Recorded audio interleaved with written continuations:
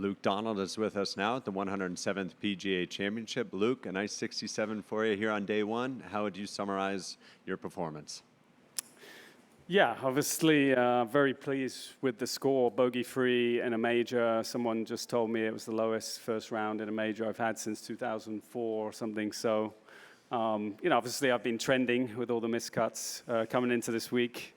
No, it was a pleasant surprise. I got off to a really nice, steady start. I hit a bunch of fairways on the front nine, which always makes me feel good about my game. I didn't hit a ton of greens today, but my putter was really good. The greens, not surprisingly, but they were infinitely quicker this morning, first group out, than they were the last few days. But I adjusted very well to them and made a lot of good, solid putts out there. That's great. Thanks. We'll take some questions, starting over on mic 5 and then 7. What's it like to go through a press conference like yesterday when question after question's about Jon Rahm's game or Liv players' game or anybody's game but your game? Well, that's what I signed up to. As I said, I'm here only because I'm captain of the European Ryder Cup team. I wouldn't be in this field otherwise. It's a nice invitation and a perk that the Ryder Cup captain gets. So I understand that. I understand that my game isn't where it used to be, and that is the focus. So it really doesn't bother me one bit. 7. Hi, Luke. Yeah, I want to know how much fun you were having out there on the course today, and what's it like maintaining a healthy balance between keeping an eye on potential Ryder Cup players and, of course, your own game as well, which is looking really good at the moment. Well, it's always fun, bogey-free in a major championship on a course that you wouldn't have thought would be ideal for me. It was. It was nice to. I feel like I've putted reasonably well the tournaments I played this year, but not seen much go in. And to see them go in, dropping, was a lot of fun. But the balancing thing, I don't find it. I found it more tricky the first go around for the captaincy for Rome. Had less time to prepare for that captaincy. This time I've had longer time, and obviously second go around I'm sort of familiar with what's going on and what I need to do and the time frames and all that stuff. So I've been able to balance it quite well. It's been nice to play a minimized schedule. I still love competing. I love being a competitor. But still giving myself plenty of time to be prepared for New York. Mic 6, please. Hey, Luke, I'm not sure if you checked the leaderboard, but Keegan's 3 under. You guys turning this into your own little Ryder Cup preview duel here? If it's tied 14-14, is that what you're talking? We play off? It might be. I'll grab the trophy and go back to Europe. But Keegan's... he's top 20 player in the world. He can have one good week out here, win, which he's very capable of, and he's absolutely in the conversation of being a playing captain. I don't think that's quite in my future, but Keegan's. We live very close together. I see where he practices, and he practices very hard. So he's still one of the top players in the world. Go down here to mics 1, then 2. Hey, Luke. A bit of a nuts and bolts question here, but when you're approaching a green, knowing there's a good chance that you may miss it and have a chip, how are you setting yourself up to have a good chip upcoming and trying to get up and down on some of these holes? Well, I think in terms of this course, the greens are, as I said, they got quite quick today, much quicker than they were, and they have a lot of slope. So, where your aim points from the fairway. It depends if you're attacking it from the fairway or the rough. But, if you're out of position, then you're really trying to put yourself into a place where you feel like you can get up and down.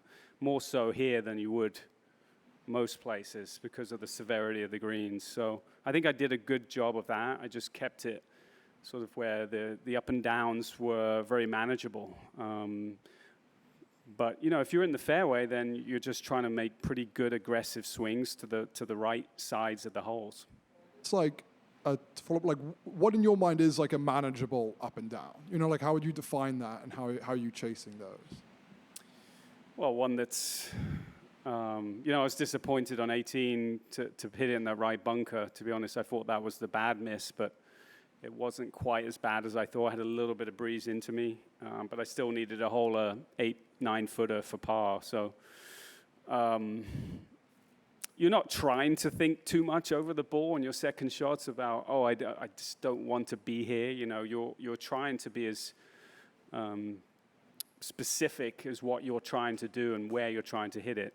I think more so when you're out of position off the tee, that's when you start thinking about, 2-3 shots ahead, where I okay, this pin is here.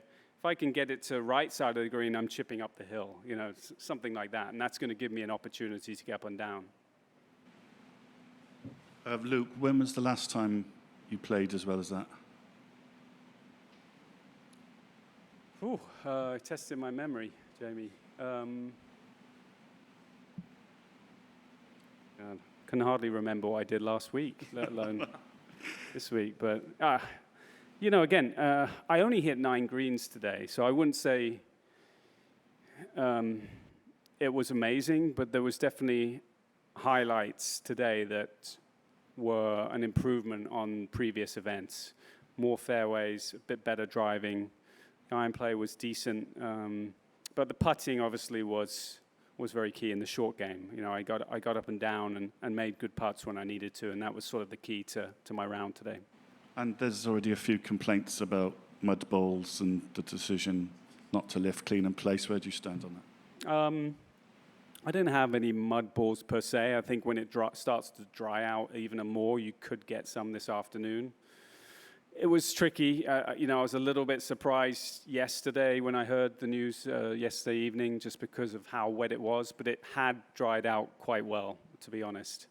2 times I had to take casual relief from the fairway, which helped. You can clean it.